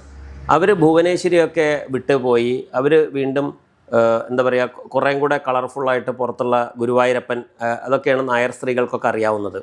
വാസ്തവത്തിൽ എന്താണ് അവരുടെ ഇടയിൽ സംഭവിച്ചത്? ഈ നായർ സമുദായത്തിനിടയ്ക്ക് എന്താ സംഭവിച്ചത്? നായർ സമുദായം സ്വദേശ ശാക്തേയന്മാരാണ്. ഈ മണ്ണിൻ്റെ പാരമ്പര്യമുള്ള സമൂഹമാണ്. അവിടെയാണ് പരശുരാമ കഥയിലൊക്കെ പറഞ്ഞത് നമ്പൂതിരിക്ക് ദാസ്യപ്രവൃത്തി ചെയ്യാൻ വേണ്ടി കൊടുക്കുന്ന. അത് തെറ്റാ. നായർ പണ്ടേയുണ്ട്. സ്വതവേ അവരുടെ കഥയിൽ തന്നെ പാണെന്ന് വെച്ചാൽ പരശുരാമൻ വരുന്ന സമയത്ത് ഇവിടെ നാഗന്മാരായിരുന്നു. നാഗന്മാരുടെ തദ്ദേശ അനുഭവങ്ങളൊക്കെ അതിൽ നായന്മാരൊക്കെ വരും. അപ്പോൾ അങ്ങനെയുള്ള ആളുകളെ കുറിച്ച് ശാക്തേന്മാരാവുന്നത് കൊണ്ട് തന്നെ ശക്തി ആരാധനയിൽ ഇവിടെ ഭുവനേശ്വരി പാരമ്പര്യമാണ് കാര്യമായിട്ടുള്ളത്. അത് അകത്താണ് ഭുവനേശ്വരി ആരാധിക്കുക. അകത്ത് മച്ചിൻ്റെ ഉള്ളിലോ ഒക്കെ ആണ് ആരാധിക്കുക. എന്താ കാരണം? അത് പുറത്ത് ക്ഷേത്രം ഉണ്ടാക്കാൻ ഭൂമി ഉണ്ടായിട്ടും അവരെന്തുകൊണ്ട് അങ്ങനെ പറയുന്നത്? എന്ന് വെച്ചാൽ ഈ അകത്ത് ഭുവനേശ്വരി ഇരിക്കും. ഇതുപോലെ തന്നെയാണ് അധിക നായർ തറവാളും പുറത്ത് സർപ്പങ്ങളും ഉണ്ടാവും. അപ്പോൾ ഈ തന്ത്രശാസ്ത്രത്തിന്റെ വിധി പ്രകാരം കുണ്ഡലിനി ശക്തിയാണ് ഈ നാഗങ്ങളായിട്ട് ആരാധിക്കുന്നത്. പുറത്ത് മണ്ണിലഴിയുന്ന പാമ്പുകൾ ഉണ്ടെങ്കിൽ പോലും അതിൻ്റെ അപ്പുറം കുണ്ഡലിനി ശക്തിയാണ്. അപ്പോൾ കുണ്ഡലിനി ശക്തി പ്രകടിതമായിട്ടാണ് കാവിലെ സർപ്പം. എന്നാൽ പ്രകടിതമല്ലാണ്ട് ഗുപ്തമായിട്ടാണ് അകത്ത ഭുവനേശ്വരി. അകത്ത് ഭുവനേശ്വരി ഇപ്പോൾ കാലം കഴിഞ്ഞപ്പോൾ ഈ ജ്യോത്സ്യന്മാരൊക്കെ പ്രശ്നം വെച്ചിട്ട് ഉത്തമ ഭുവനേശ്വരി നമ്പൂതിരിമാരെ കൊണ്ടുപോയിട്ട് നായന്മാർ പൂജ ചെയ്യുന്ന രീതിയുണ്ട്. ശരിക്കും അങ്ങനെയല്ല. നായന്മാർക്ക് പൂജ ചെയ്യേണ്ടത് നായർ തന്നെ ചെയ്താൽ മതി എന്നാ. അത് എല്ലാ സമുദായത്തിൻ്റെയും സ്വന്തമായ ആരാധനാ കേന്ദ്രങ്ങളെ ബ്രാഹ്മണവൽക്കരിക്കുന്നതിന് ആ തറവാട്ടുകാർക്ക് തന്നെ സമ്മതം അല്ല. അത് അങ്ങനെ നമ്പൂതിരി വന്ന് പൂജിച്ചാലേ ശരി. നമ്മളെ ആൾക്കാർ ശരിയാവില്ല. പുലയനും പറയാനും ഒക്കെ കരുതുന്നുണ്ട്. അതെന്ന് വെച്ചാൽ അതുകൊണ്ട് ആത്മാഭിമാനം നഷ്ടപ്പെട്ടിരിക്കുന്ന ഓരോ സമൂഹം. അവർ ഹിന്ദു എന്ന് പറഞ്ഞാൽ തെറ്റിദ്ധരിക്കുകയാണ്. ഹിന്ദു എന്ന് പറഞ്ഞാൽ ബ്രാഹ്മണിസമാണ് ഹിന്ദു എന്ന് പൊളിറ്റീഷ്യൻസ് കരുതുന്ന പോലെ ഓരോ ഹിന്ദുവും കരുതുകയാണ്. ഞാൻ പറഞ്ഞത് തെറ്റാണ്.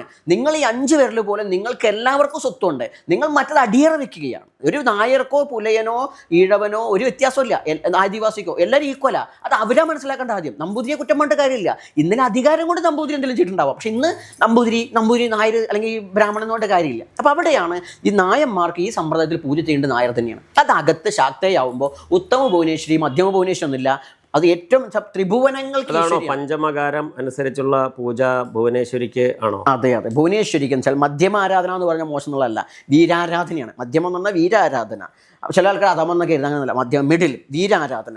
ആ വീരാരാധന ചെയ്യുമ്പോൾ 5 മദ്യം മത്സ്യം മാംസം മുദ്ര ഇതിന് 5 കാര്യങ്ങളുണ്ട്. അപ്പോൾ അതിനുവേണ്ടി അകത്ത് കുറച്ച് സൗകര്യങ്ങളൊക്കെ വേണം. ഇത് അധികം വെച്ചാൽ പണ്ട് നായന്മാർ മരുവക്കത്തായൊക്കെ ആകുമ്പോൾ അമ്മാവനാണ് സാധാരണ ഈ പൂജയൊക്കെ ചെയ്യാറ്. അപ്പോൾ വെച്ചാൽ അമ്മാവനും അമ്മായിക്കും പ്രാധാന്യമുണ്ട്. അമ്മായി എന്ന് വെച്ചാൽ പ്രത്യക്ഷ ഭുവനേശ്വരി എന്ന് പറഞ്ഞാൽ അവിടുത്തെ ആ മുതിർന്ന സ്ത്രീയാണ്. വെച്ചാൽ ആ സ്ത്രീയെ തന്നെ ഭുവനത്തിന്റെ ഈശ്വരിയാണ്. അപ്പോൾ പ്രത്യക്ഷത്തിൽ ഒരു കൈ കൊത്തുന്ന വിഗ്രഹത്തേക്കാൾ സാധാരണ ഒരു പീഡ ഉണ്ടാവുക. പക്ഷെ അല്ലാണ്ടൊരു വ്യക്തിയിൽ കാണണമെങ്കിൽ അവിടെ വെച്ചാൽ ഈ സുവാസിനി പൂജ എന്നൊക്കെ പറയും. നാരി പൂജ, കാല് പൂജിക്കുന്ന പരിപാടി. കാല് പൂജിക്കലൊക്കെ പ്രത്യക്ഷമാണ്. അല്ലാണ്ട് പോലെ പൂജാ പദ്ധതി ഉണ്ട്. ഇതൊക്കെ അവരുടെ വീട്ടിൽ നടക്കുന്ന കാര്യങ്ങളാണ്. അതിനെന്ത് വെച്ചാൽ രഹസ്യമായിട്ട് മത്സ്യമാംസം അതിലൊക്കെ വെച്ച് പൂജിക്കുന്ന രീതിയാണുള്ളത്. ഒരു ബെഡ്റൂമിന്റെ സെറ്റപ്പാണ് ശരിക്കും വേണ്ടത് ഭുവനേശ്വരി. അവിടെ എന്താ വെച്ചാൽ ഒരു അത്യാവശ്യം വലിപ്പമുള്ള റൂം വേണം. കാരണം പൂജ സാധാരണ പബ്ലിക് നടക്കുന്ന പൂജയാണെങ്കിലും പുറമേക്കാരെ പങ്കെടുപ്പിക്കില്ല.